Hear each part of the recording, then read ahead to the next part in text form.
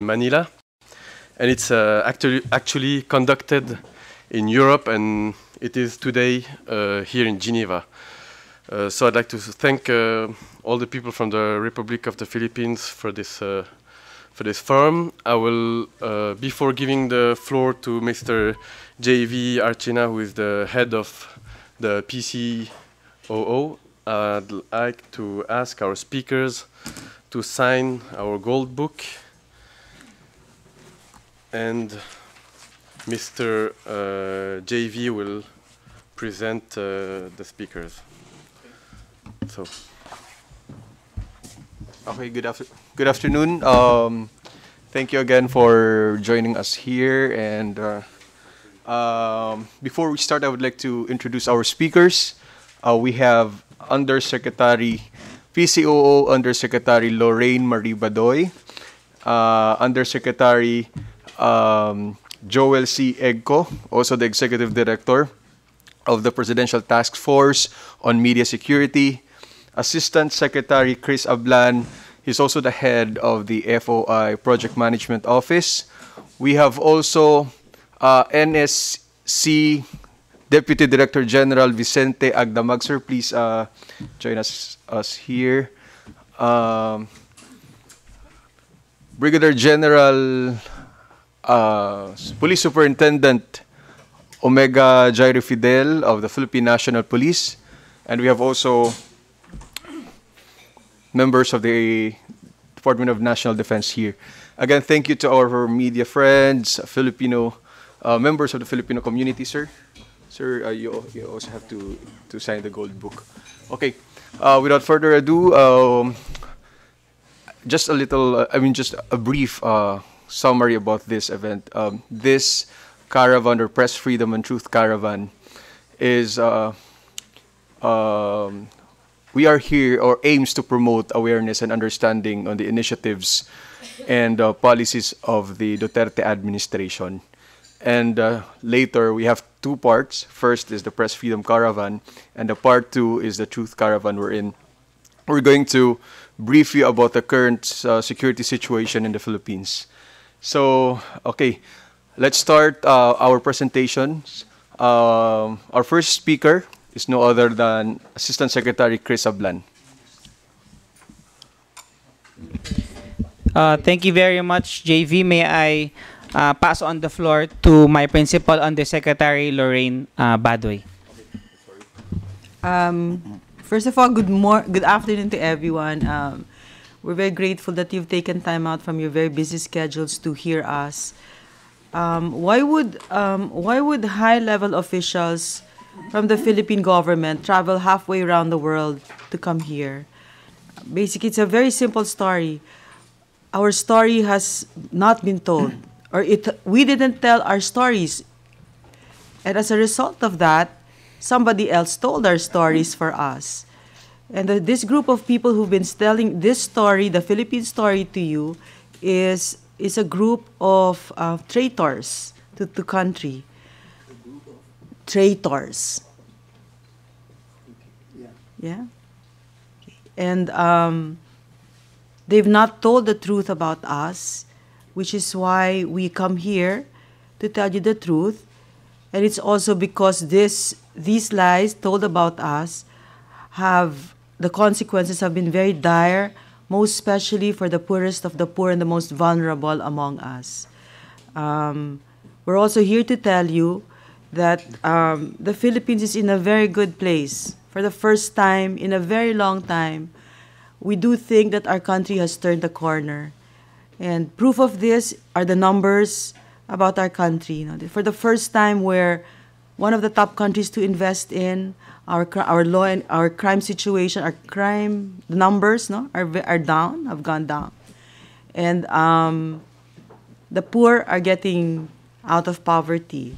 So we're also here to tell you that the Philippines is a very, very vigorous democracy, and my colleagues here will report on this. So without further ado, may I please defer to ASEC Chris Ablan. Again, I will defer to my sorry. other principal, Undersecretary Sorry. Joel C. Eggo. I will Jet speak lag. last. Jet lag. Sige, you can go there. Doon na lang. Yeah.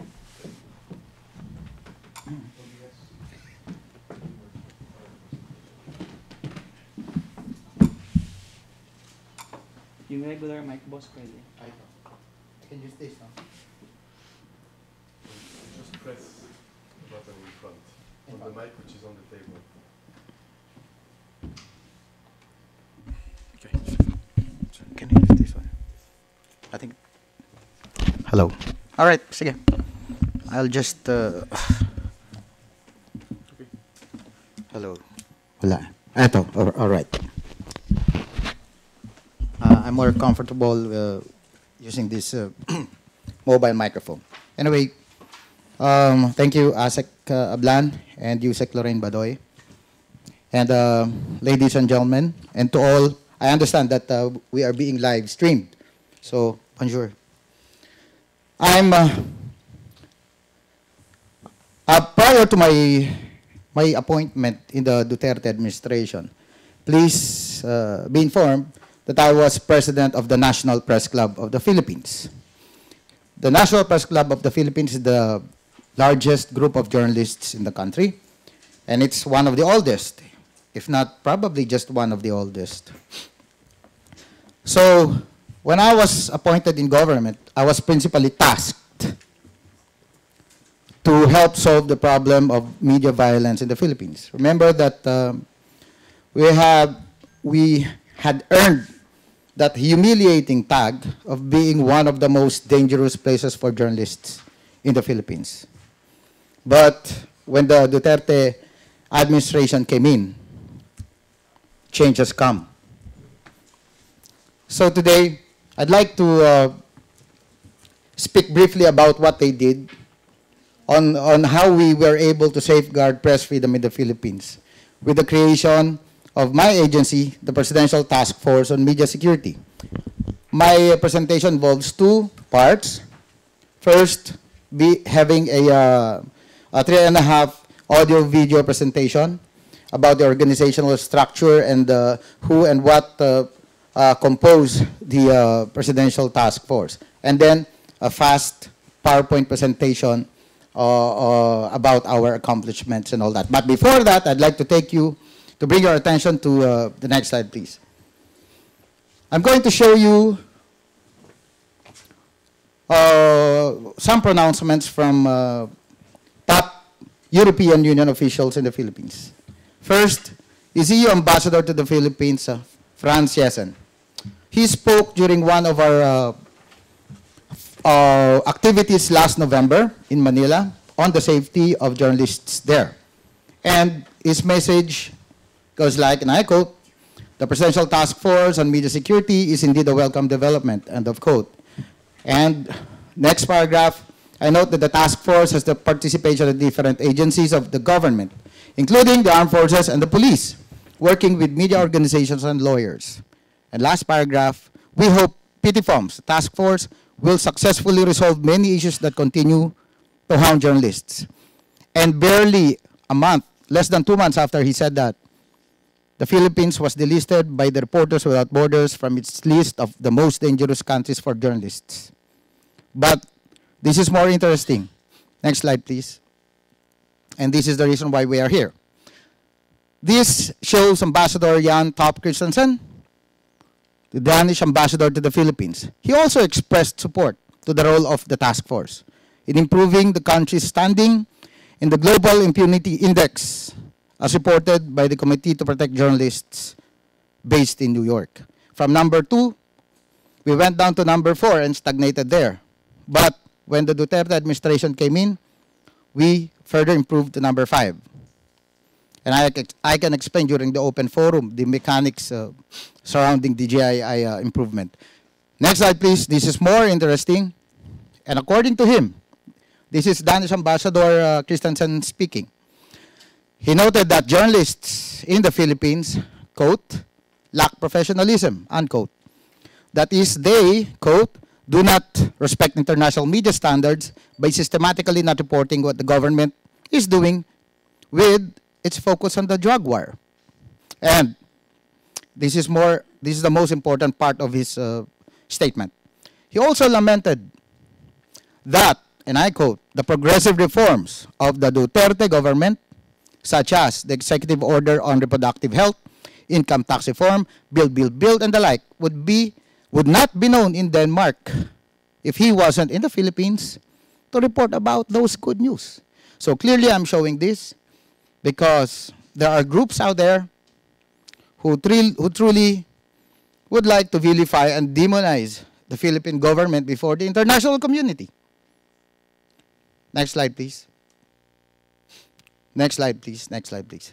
I think at this juncture, I'll have to show you the 3.5-minute video.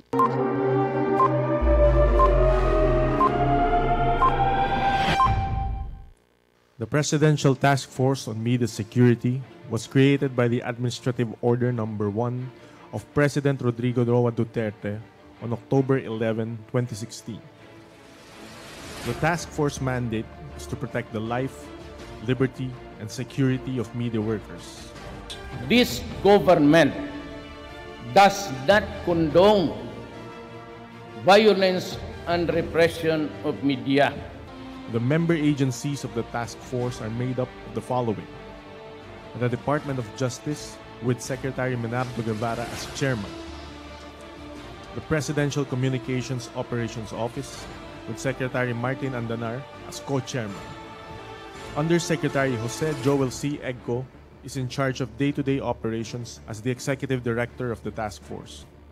The other member agencies are made up of the following: the Department of Interior and Local Government, with Secretary Eduardo Año; the Department of National Defense, with Secretary Delfin Lorenzana; the Office of the Solicitor General, with Solicitor General Jose Calida; the Presidential Human Rights Committee, with Executive Director Severo Catura; the Armed Forces of the Philippines, with Chief of Staff General Benjamin Madrigal Jr., the Philippine National Police, with Director General Oscar Albayalde; the National Bureau of Investigation, headed by Director Dante Guieran. Beyond the member agencies affiliated with the task force, the PTFOMS also includes the following observers and resource persons: the Commission on Human Rights, the Office of the Ombudsman, the Center for Media Freedom and Responsibility, Kapisanan ng mga Broadcaster ng Pilipinas, the National Press Club of the Philippines, the National Union of Journalists of the Philippines, and the Publishers Association of the Philippines, Incorporated. In the Committee to Protect Journalists 2014 Global Impunity Index, or GII, the Philippines ranked 3rd in the list of countries where journalists are slain and the killers go free. We improved our ranking to 4th place in 2015 and 2016, partly because of the creation of the PTFOMS in 2016. We dropped further to 5th place in 2017 and 2018 with a citation as improved status in terms of ranking in the GII.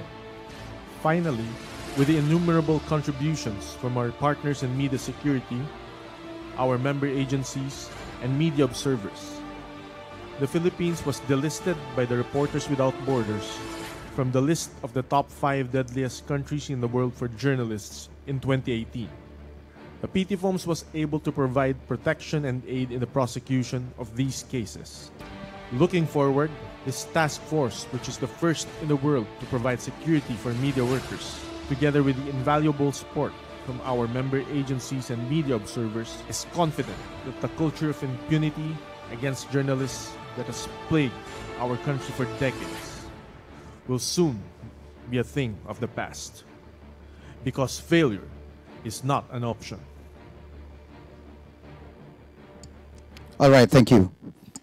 I will not belabor on how and the whys and the wherefores of how we were able to do it, how we were able to take the country off that list. All right, I can answer those questions during the open forum because I have to defer to our colleagues here. But before I end, I'd like to say this as my message, loud and clear, that contrary to what you have been receiving in Europe. All the bad things that you've been hearing about the Philippines, those are not true. Press freedom in the Philippines, it's alive and well, and journalists in the Philippines have never been more protected until now. So under the leadership of our President, Rodrigo Duterte. There may be some groups out there who may want to vilify or even demonize the Philippines, the Philippine government. There are effective mechanisms in place, but they refuse to avail of those mechanisms simply because these mechanisms don't serve their purpose of probably toppling the government and end democracy in the Philippines as we know it. With that, I end. Thank you very much, ladies and gentlemen.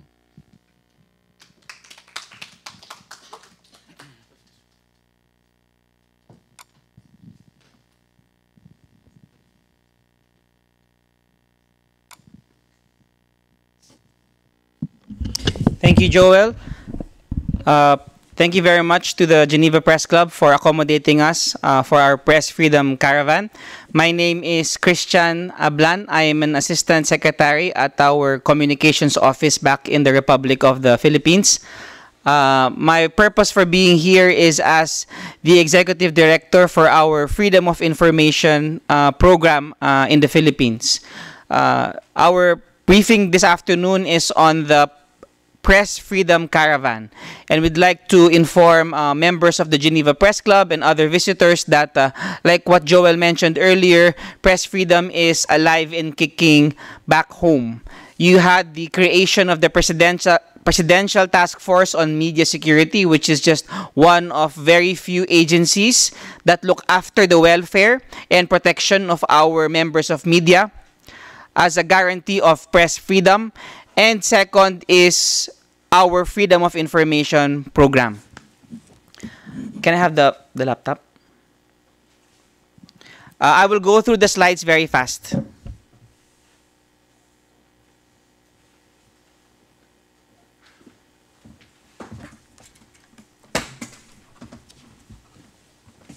Okay, press freedom, or at least the right to information, is inscribed in our Constitution, 1987 Constitution. However, in the Philippines, we do not have an enabling law.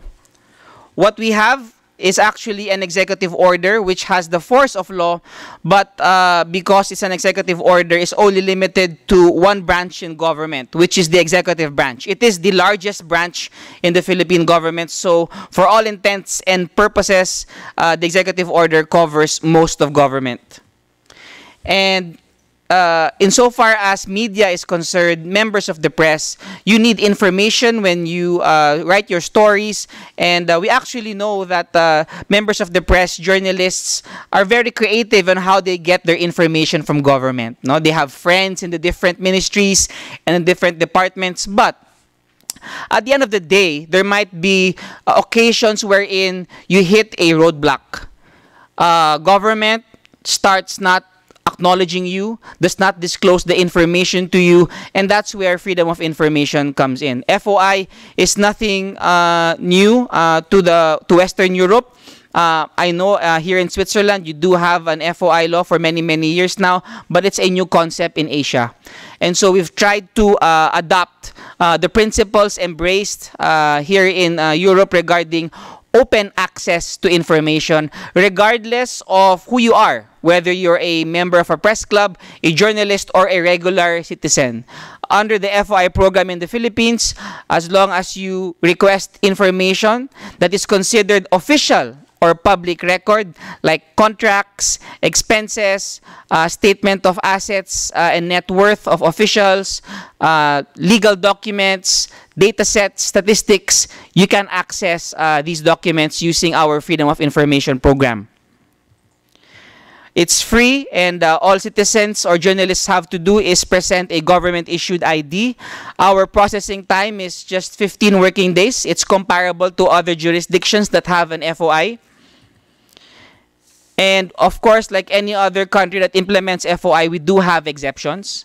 We have 9 exceptions. And the The important exceptions are the exceptions on national security, which is very common, and data privacy. We understand that GDPR is and data privacy is a very big concern in Europe. It is also the same in the Philippines and in Asia.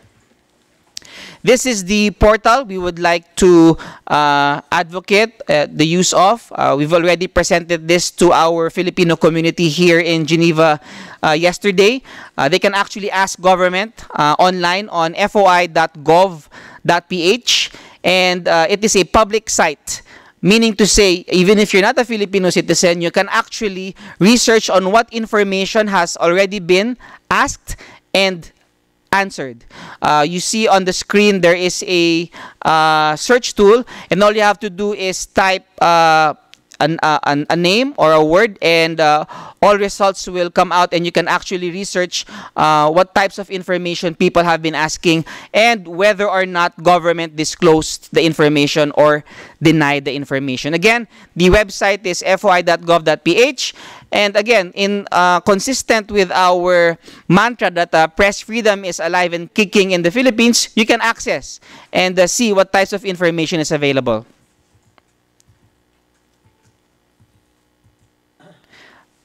This slide shows you just one of our success stories.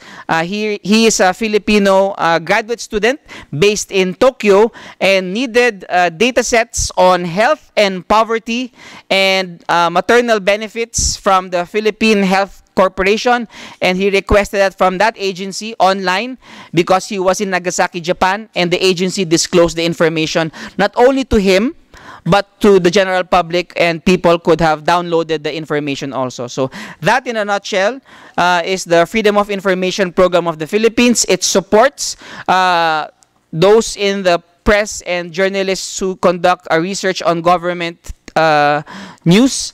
And also, it caters to many Filipino citizens who are curious what information their government has.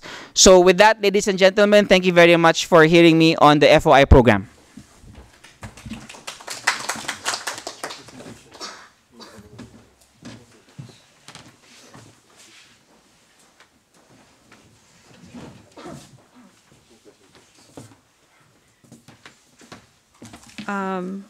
Okay. One of the we were here about, we started our missions here about maybe almost 3 weeks ago.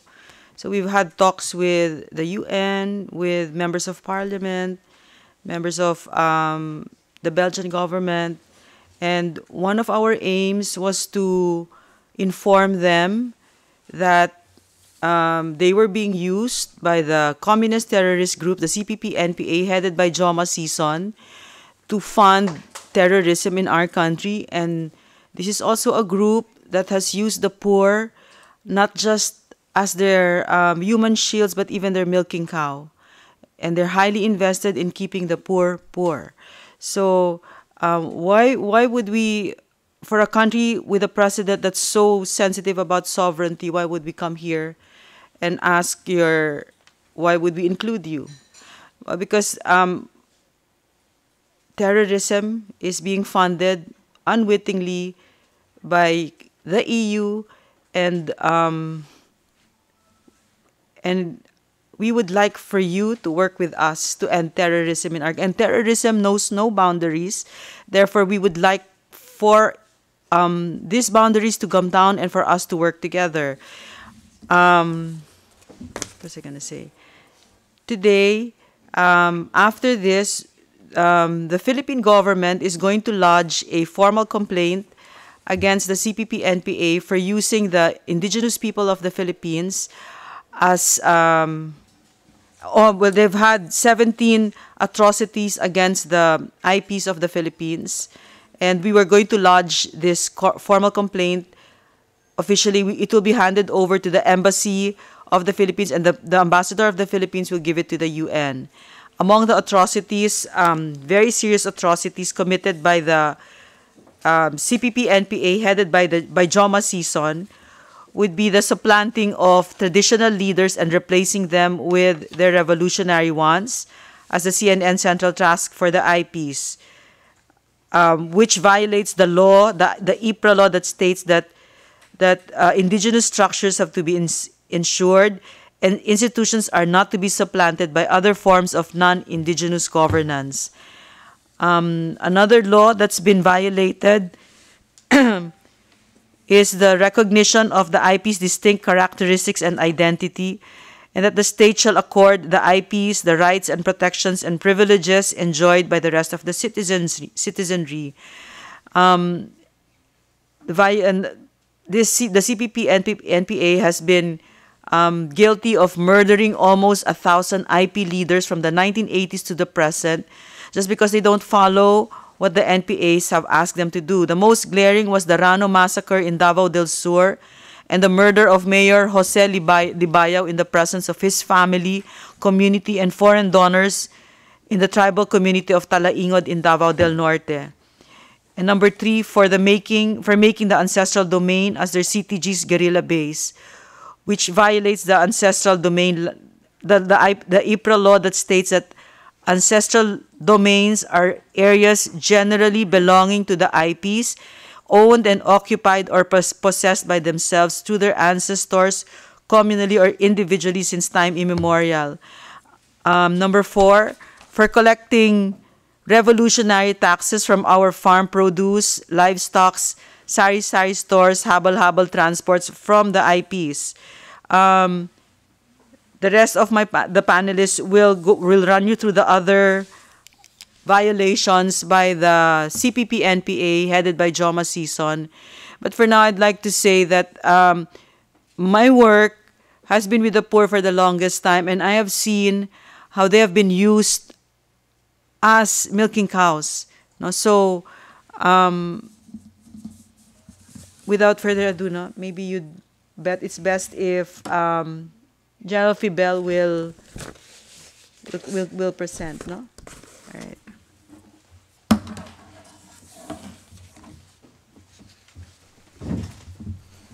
Thank you. Good afternoon to everyone. I'm Senior Superintendent Omega Fidel of the Philippine National Police. The Philippine National Police, our mandate, we have only 2 core functions, which are crime prevention and crime solution. And we know that you heard a lot about Philippines, particularly various crimes, which are being highlighted.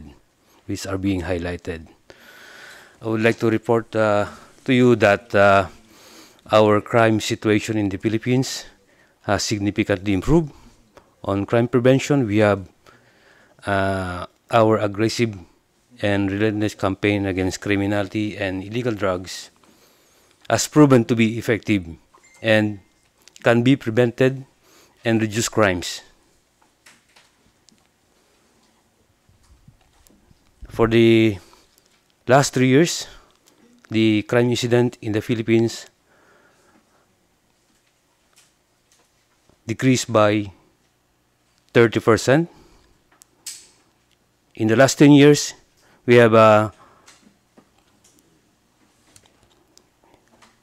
recorded the lowest crime incident for the last 10 years. And on crime solution, all incidents, particularly cases of killings, are being investigated. We are properly and promptly investigating all these cases, and within view of to provide justice to all concerned, particularly the victims' relatives. And again, we recorded, for the last 10 years, we recorded a all-time high crime solution of 84% for the last 10 years. 84%. And this is contrary to the claims of other groups, which the only ultimate purpose is to discredit our government, that our country is not safe. So that's it. Good afternoon, everyone.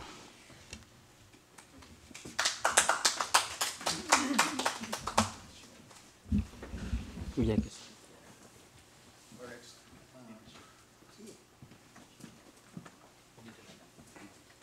our next speaker is Deputy Director General Vicente Agdamag. Can I stay here? Oh, sure.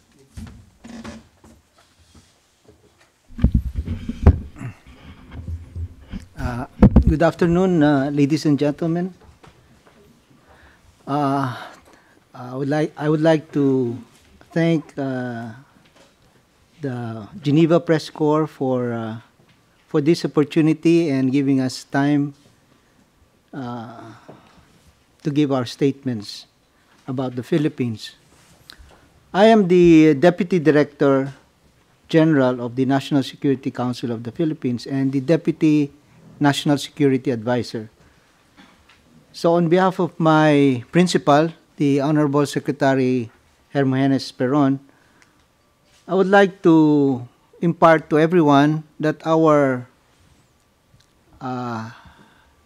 task as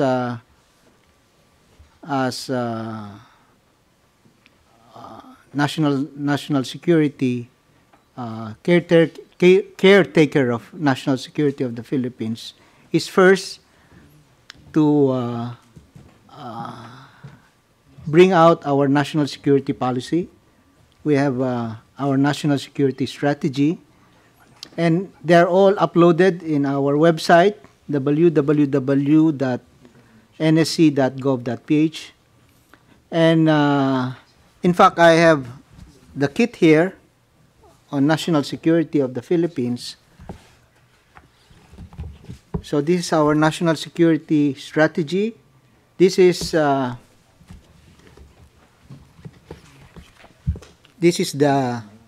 our national security policy, and it's entitled Change and Well-Being of the Filipino People, and from 2017 to 2022. And this is the administration's plan for the Philippines. No? What do we intend to do? What is our goal?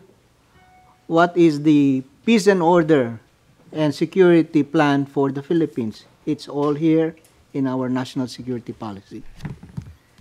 While the national security strategy, which is entitled Security and Development for Transformational Change and Well-Being of the Filipino People, is about answers the how. How do we go to the intent of the national security policy? So what are our courses of action? What are our instruments?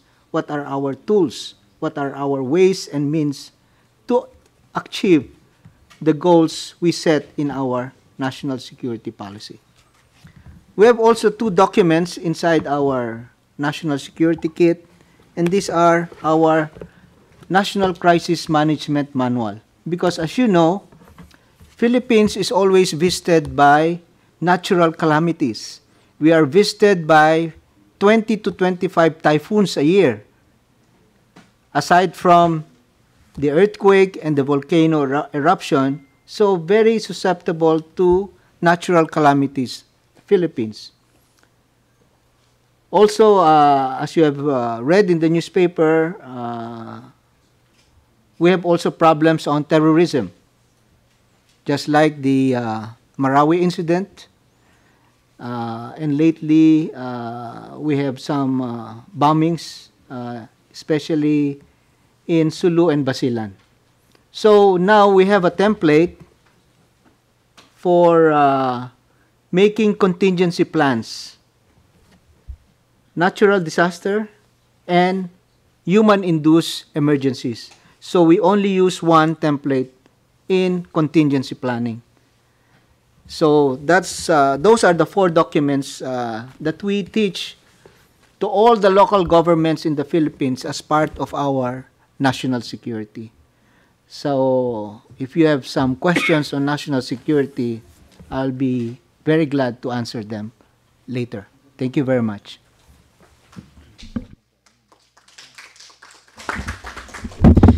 Thank you, Deputy Director General Agdamag.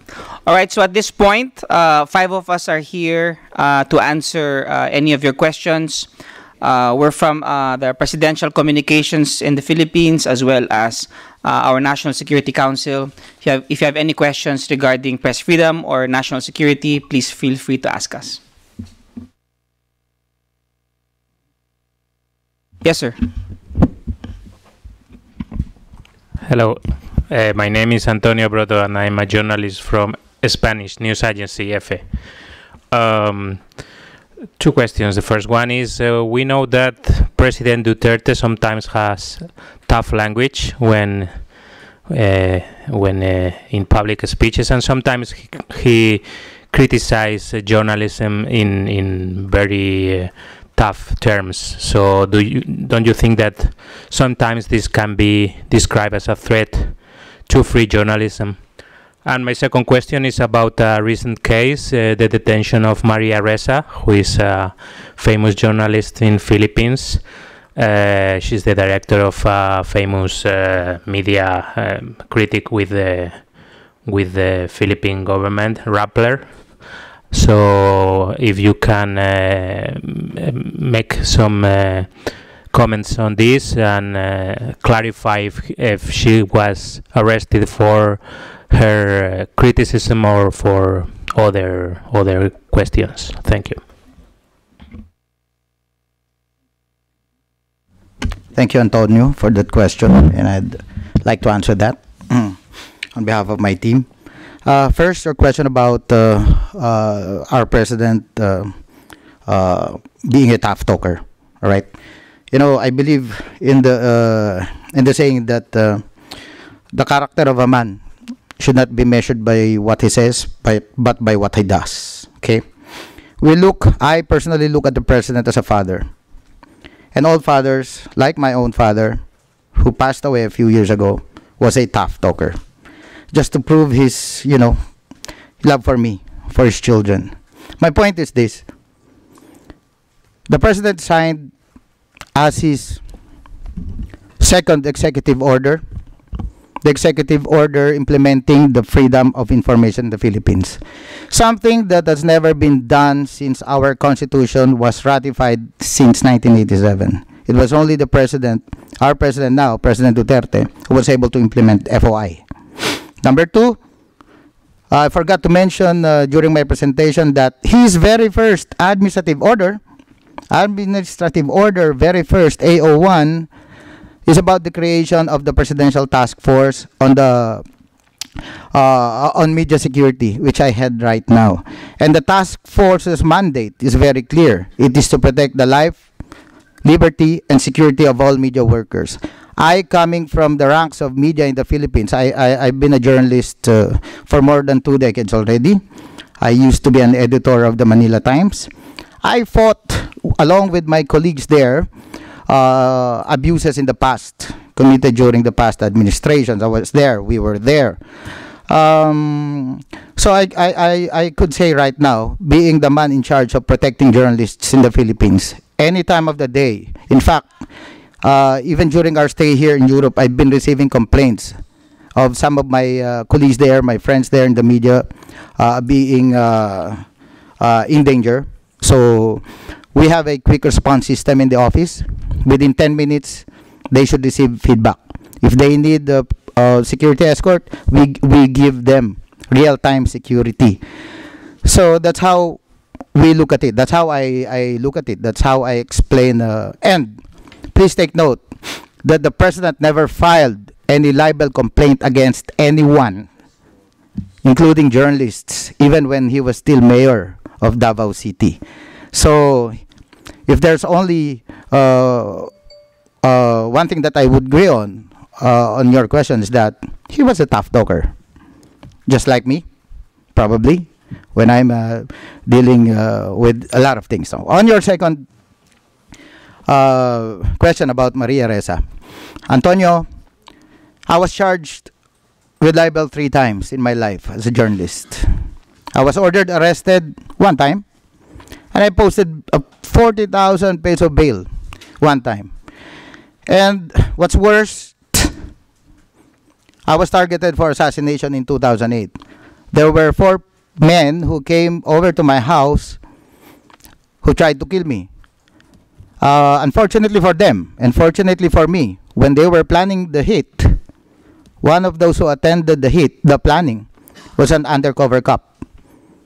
So we were able to apprehend the suspects. I'm telling you this because, you know, at one point in the Philippines, being charged with libel, for instance, was actually a badge of honor for us. At least I'm speaking during my time when I was very active in the media. And in the case of Maria, a lot of respected journalists in the Philippines, a lot of respected groups in the Philippines also do not share the view that it's actually an attack on our freedom. In fact, we need to emphasize here, we all value human rights, right? We are in Europe. Europe is known for giving premium to human rights. Now let's look at the one who filed the libel case against her. We don't know Mr. King.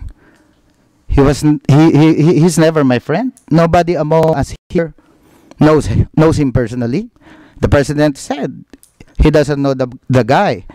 But in the context of human rights, he felt that his rights were violated. He asked that the story be taken down.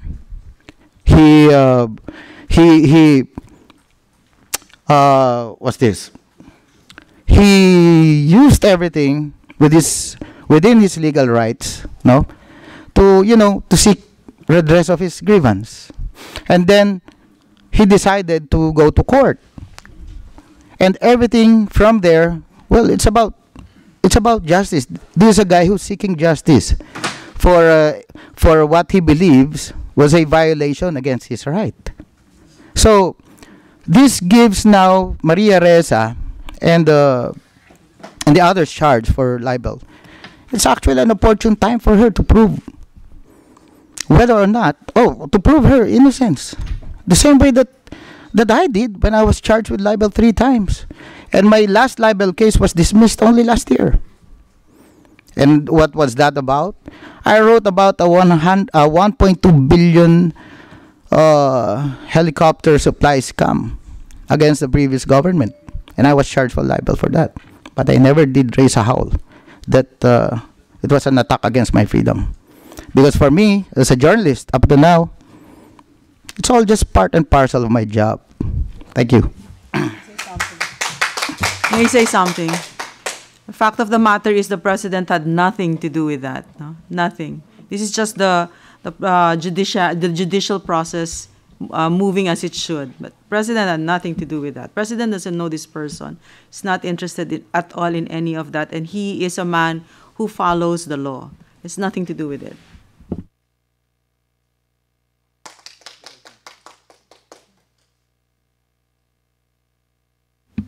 Thank you, Antonio.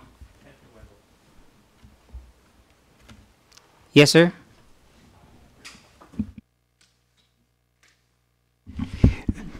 Boris Engelson, a local freelancer. I understand you advise us not to follow blindly or deafly all what media say, report on the Philippines. Personally, people of my generation got part of what they know about the Philippines from another kind of media, which we discuss here today, the cinema, movie. Was Lino Brocka also a traitor? Is that the word you used before about people vilifying? It is a genuine question. I am not trying to make fun of you. How reliable this kind of media are? Should I distrust this kind of image of the Philippines as much as I should distrust hasty or biased reporting on the Philippines? What do you think of Lino Brocka and Dutch movie makers? I think that Lino Brocka is a very highly gifted director. He's a fantastic artist. He died quite a long time ago. And he is an artist, and he was really free to express whatever his thoughts were. So, did I answer your question? What does it have to do with it? Yeah. It's a broad question. All right, yeah. I think that other of you, some other of you All right, also yeah. want to react, don't you? For me, well, cinema is artistic expression of the directors and the screenwriters, and of course, whenever we watch any forms of cinema, we while there's a part that you interpret it to be truth, sometimes you also have to look at it critically. So it really depends on the movie, but it's part of artistic expression. It's a way for the director and the screenwriter to call the attention of people to a particular topic. It may have been true at that time. I'm not saying that it's true all the time, but we always have to be critical when we watch movies that depict countries, so on and so forth. But still, although Lino Brocca died many years ago, there is one point in his movies which was clear to me and is still probably relevant and actual, is that in the Philippines, the real issue, the blood spilling, is not so much perpetrated by official police and army, but by informal militia. So if this is still true, then all what you told us may be true, and still a lot of horrors might take place in your country. Thank you, sir. I'm really intrigued that director Lino Brocca resonates with you. He passed away many years ago. His films were made even before I was born in the 1970s, and those are different times. Those things don't happen anymore. He lived in a different time, and well. I don't want to reveal your ages, but it's not true today. I don't know if you know the time when director Lino Brocca wrote or filmed those movies. Maybe Lorraine does. Yeah, I actually do. So basically, sir, what your question is, do military abuses continue to exist? From what? Yeah. The issue is significant, but from what I read in the media lately, the issue of informal killings, violence, militia is still very much actual. That's what I got. Is there a particular movie that you're referring to? No, that, as I told you, people like us, we are only three.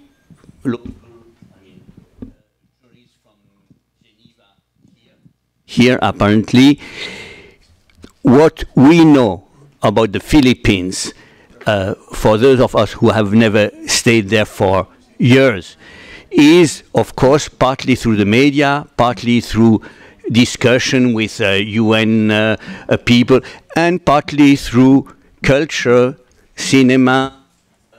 I don't read the Manila press myself, but of course, for each country, we have a certain image which goes beyond the statement of this or that diplomat or newspaper. Brigadier General Jun Fernandez would like to share his thoughts about your...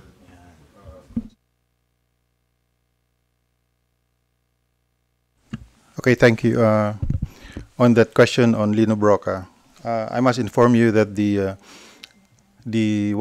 Communist Party of the Philippines is well organized, and they have these democratic or underground mass organizations, and ARMAS, or this organization of artists, is one of them, and Lino Brocca is one of those members. So essentially, Lino Brocca is a very good artist, but they have a different agenda, and part of that agenda is to destroy the image of the government. And some of the other members of these organizations are actually Cervantes. I'll read you some. These are artists, which includes visual artists, musicians, film and stage directors, theater and film, and some of these famous members actually are Lino Broca, Ben Cervantes, Joel Lamangan, and Tino, the father, film director Rolando Tino, whose son is now a party list group representative of the Association Alliance of Concerned Teachers, and many more. They also include screenwriters Raymond Red, Ricky Lee. These are very famous, and not so many people understand where these people or the membership of these people in these underground organizations. Thank you. I hope that answers your question. May I add something to the question, sir? Yeah, because I'm from the national security, so that's part of our job is to maintain security for the Filipinos. So we define the administration of President Duterte is twofold. One is security, and the other one is development. They are complementing each other. So it's security and development. We understand that there will be no development in the Philippines if there's no security. So what we did is really come up with a position in our national security policy. So how do we define national security? National security for us in the Philippines is the state or condition wherein the welfare, well-being, and safety of every Filipino citizen, protection of our territorial integrity, protecting our sovereignty, our freedom, having a strong government and institutions, and enhancing and protecting our values and culture. So those are the 5 elements that we define for national security. So now, most important is the safety, welfare, and well-being of every Filipino citizen, whether they are poor, they are rich, they are based in the Philippines, or they are based here abroad. So welfare and well-being of every Filipino citizen is first and foremost in national security. Thank you very much. Okay, Ms. Angelita. I would just like to add your comment, sir. I could understand what you just said here. The stories about the film that you see. I have been living here more than 30 years, and I could somehow see where this is coming from. The people here are very much, they're rich in literature. They read a lot. And then when it comes to political discourse, there's so much you learn from them.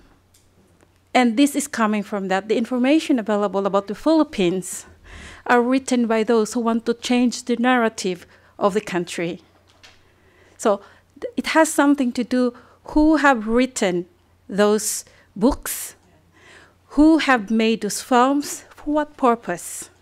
So what came to us here in Switzerland, in Europe, are those from the mind of those people who wants to benefit out of the fat of the land of the country. And this is actually the sad part of it. I have read and also looked into the videos. These are the things that I have seen. And this is the thing that they would learn in school. So maybe we have to work from the government side. We have to work more on this.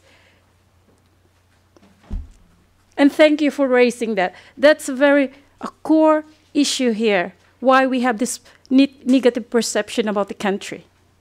And this goes as well, this is valid for France, Spain, Italy, to the north of Europe. You have a lot of work to do.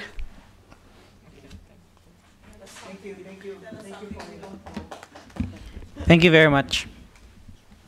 Antonio, yes. Yeah, about what I would like to know if this is a part of a tour in other cities. Are you doing this information campaign in other countries and cities around Europe? And this is the first stop of this campaign, if there is this campaign?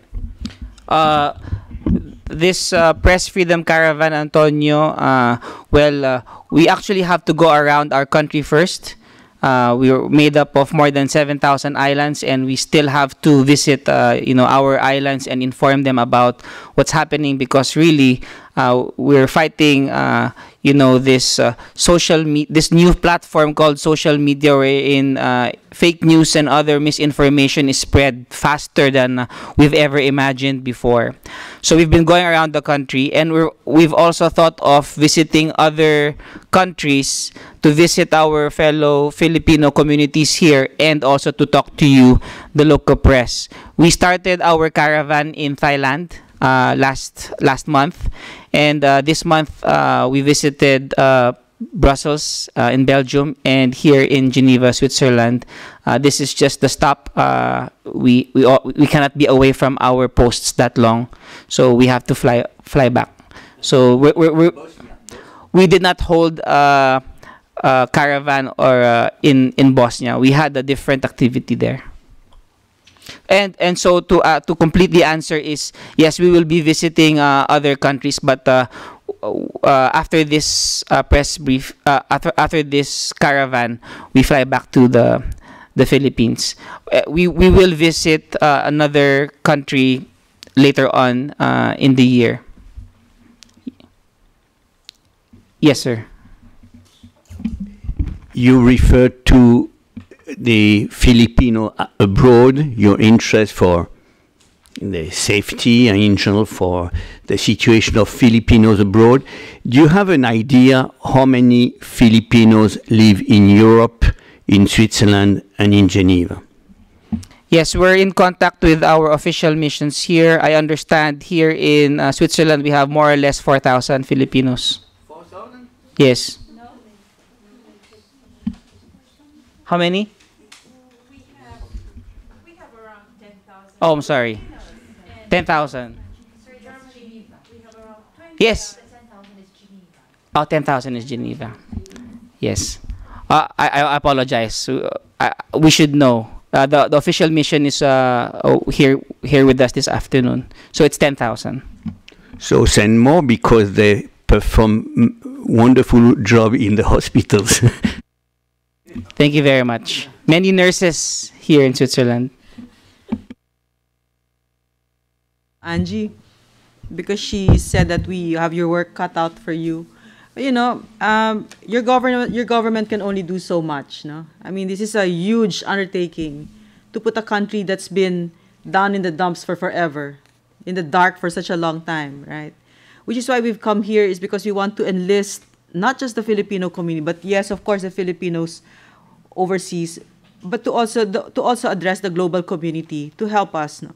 To also do our part, because as I said, as a lot of us know here, terrorism knows no boundaries. This is all, we're all in this together. But when I address the Filipinos, I would like to say that your government, the president, for instance, we see him, he works himself to the bone. He's really, really tired. He's a very hardworking man. Now, but the corruption has been there for such a long time. No? And the corruption happens under our very noses. Now, I'm also sure, even as we've journeyed around Europe, that there have been those who work in government who are going to undermine the work that we do. So this is what we're up against. Yeah, that's the reality of the Philippines right now. So we want as much as possible, because you are the strength of the president. The Filipino people, he enjoys numbers that are unprecedented. The trust and support that is the envy of any leader in the world. It's unprecedented. Why does he have it? He have it because he has you guys. He has all of us closing ranks and supporting him. And we've never had a president like this. Someone who's incorruptible, who's brave, whose heart is really for the Filipino people, and who means to take millions out of poverty. So if you say your work is cut out for, you have your work cut out for, yes, sure. That's why we're here, no? We're certainly not here for any other reason but for country. And yet you are also being asked to do your job. All of us, we're also asked to do whatever, the little that we can for country. And all of that will add up. And eventually, the hope is that it will take millions of people, Filipinos, out of poverty, and for our country to be all that we've always wished for it to be. Okay, so there you go. Yeah. Yes. Yes, sir. What's your name? Boris Engelson. Maybe this is my last question. We are approximately 3 journalists from Geneva in the room. At the Palais des Nations, there are approximately 200 to 300 officially accredited journalists. Journalists never flock in huge numbers here, but still, 3 is not too much. My question is, even for the 3 of us, what is your guess, your assessment that we will leave this room with the idea that there is absolutely not a single summary execution in the Philippines under the presidency of President Duterte, and that there is absolutely no threat on freedom of expression nowadays in the Philippines?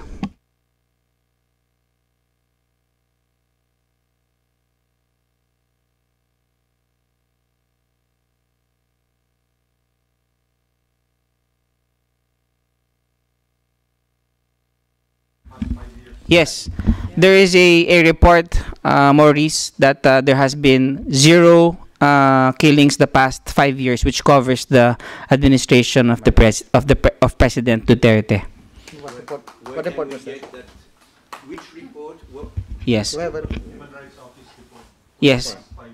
Yeah, Human Rights Office report in the Philippines. Since 2013.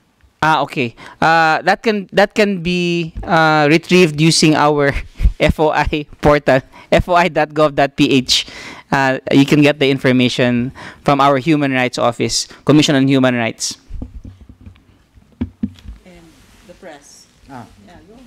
Well, I don't have to convince you. All you have to do is believe me, because I wouldn't come halfway across the world to lie here in front of you. And I'm telling you, no, yeah. So much freedom of. I'm telling you. Sorry. Yeah. Go ahead. That's freedom of speech, actually.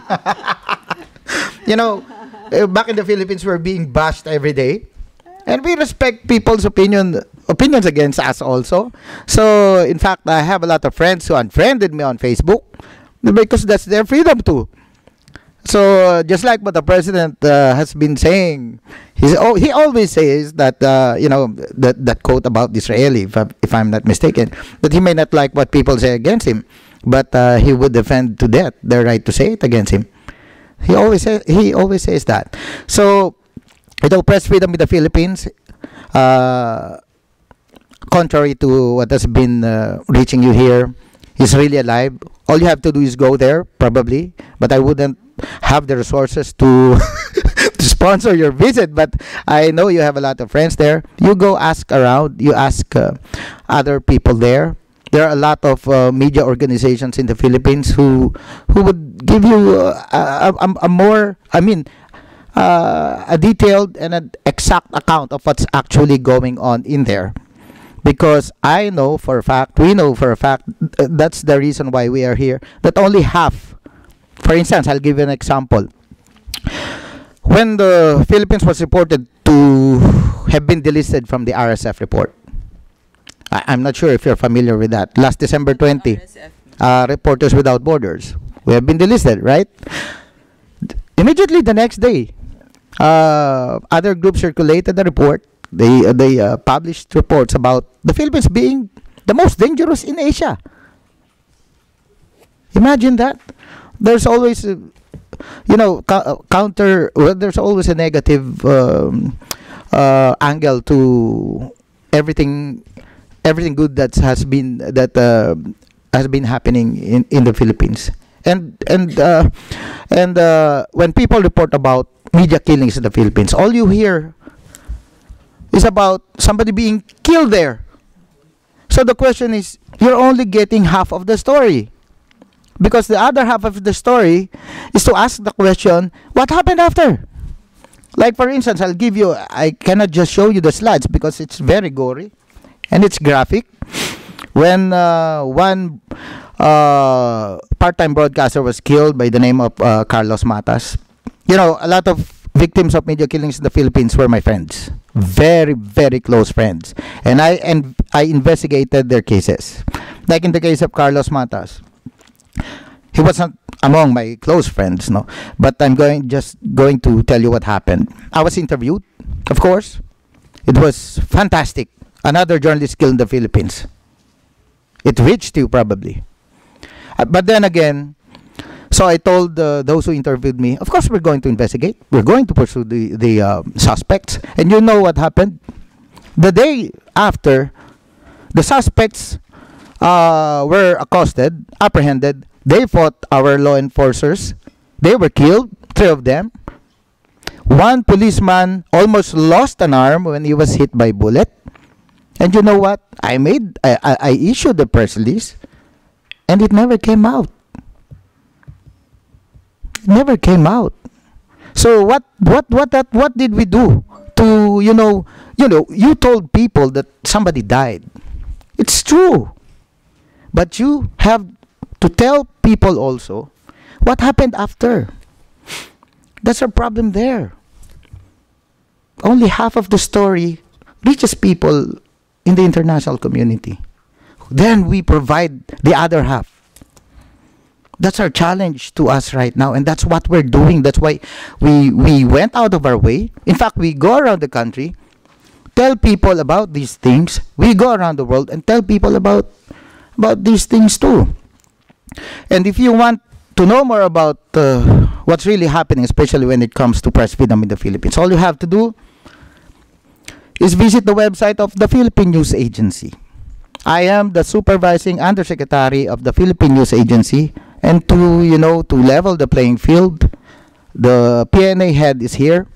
I asked her to create a microsite on media security so that every time we do something good that the people should know and nobody would want to write about, we publish it on the website of the Philippine News Agency.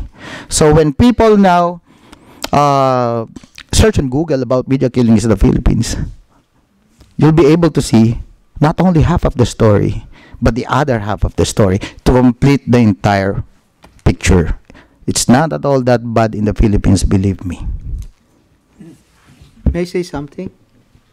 Yeah. Yesterday, we went to the United Nations office yesterday, and we briefed the UN Human Rights Commission. More than 25 of them, including the Secretariat, to prove that there is no human rights violation in the Philippines today. So we gave them 3 briefings, one coming from the police, Philippine National Police, one coming from the Armed Forces, and one coming from the PCCO, to say that there is no human rights violation in the administration of President Rodrigo Roa Duterte. So this afternoon,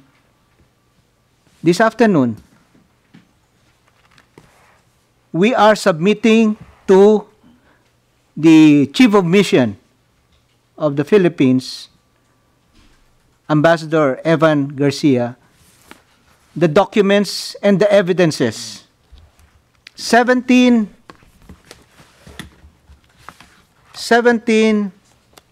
atrocities committed by the communist terrorist groups against the indigenous people of the Philippines. So we are submitting right now, this afternoon, and we are inviting you to witness our submission of our documents and evidences to the Chief of Mission, that to be eventually submitted to the United Nations Human Rights Commission later. So I hope with that information, we can leave this room with a clean conscience. Again, no human rights violation in the Philippines. Thank you very much.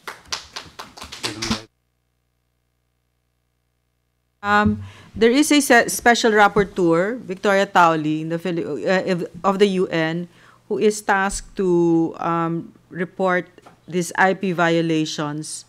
But we don't think these violations have reached the UN, which is why we are doing this. So we would like, you were asking, sir, what can you do for us? Did you ask something like that? We hope that you, when you leave this place, you said? No? No, I ask you, guess how much you have convinced us that the situation in the Philippines is as nice as you said. Okay, so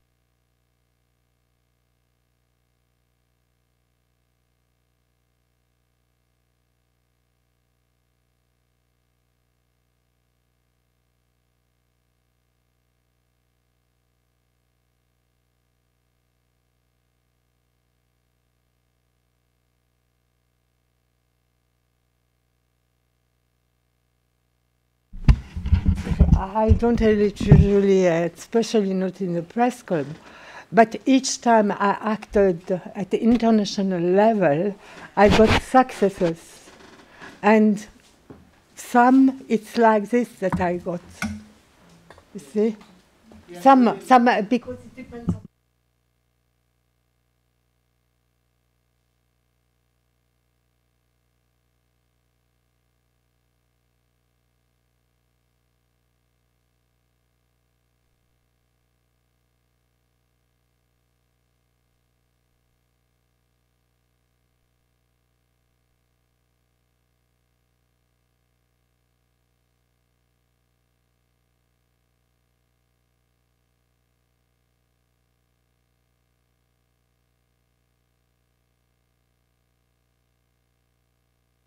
Do that, ma'am.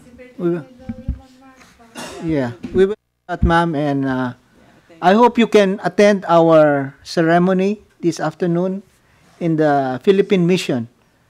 We will turn over all the documents needed by the United Nations Human Rights Commission, all the evidences and documents to prove that there is no human rights violation. What time, where?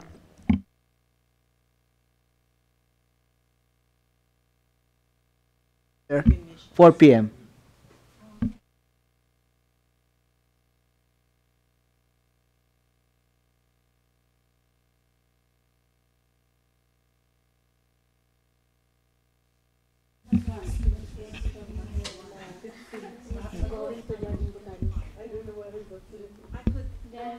You could come along with me. Okay.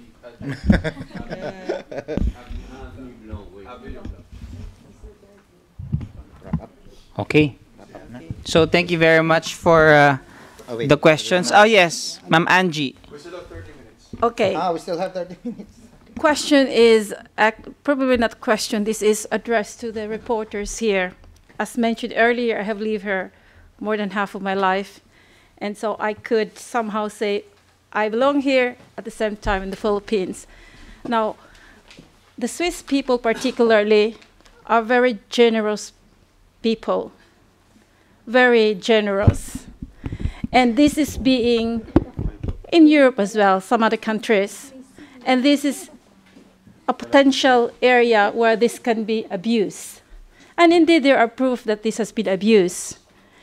Then maybe we have to also maybe make others aware that potentially our generosity has been abused by organizations who claim to have helped the country. And there are two areas here potential misuse. Associations here in Switzerland can be formed without being registered in the Handelsregister, in the commercial registry. Now everybody claims, like, I'm helping in the Philippines, and therefore we give generously. Now, I don't know what's the solution to that, because here is the giver, and there are lots of piranhas waiting to get that money.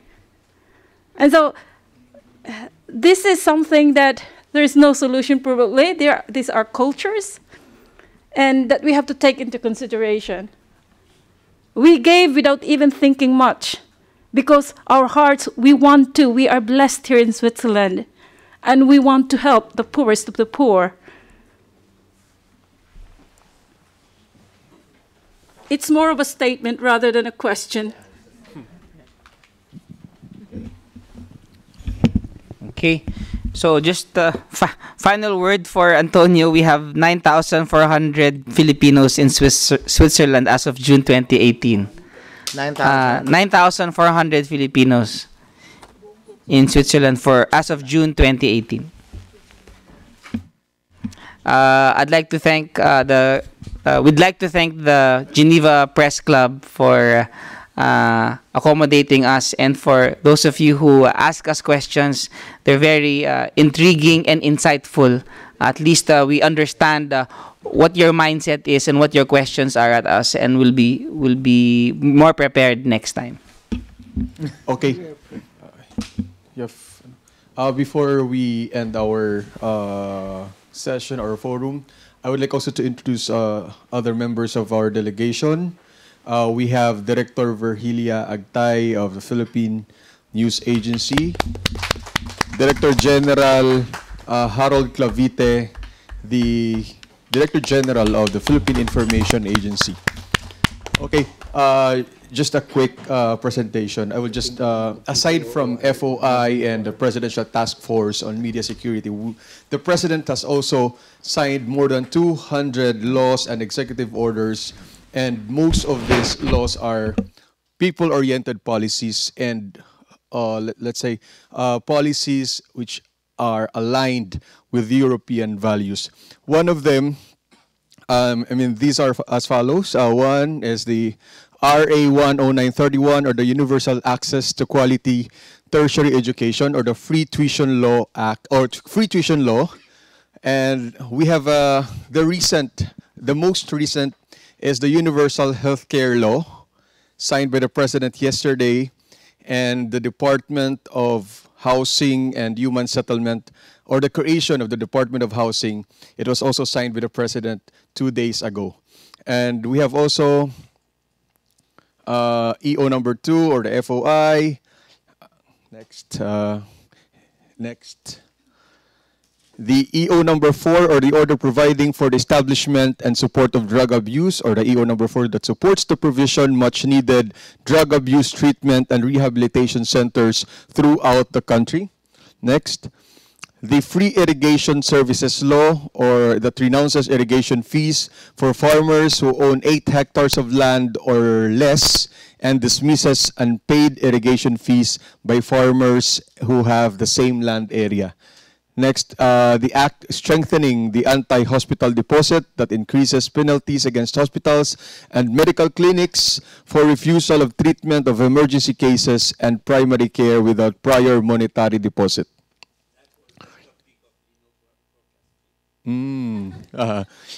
Yeah, because of the President, we have that law.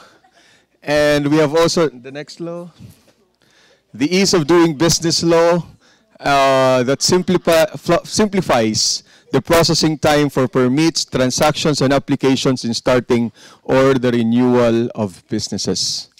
We have also the Tax Reform for Acceleration and Inclusion, or TRAIN law, that foresees to correct a number of inadequacies in the tax system of the Philippines and increase the growth of the economy in general. Next. The Philippine Mental Health Law, that aims to create an enhanced mental health system with services accessible to Filipinos.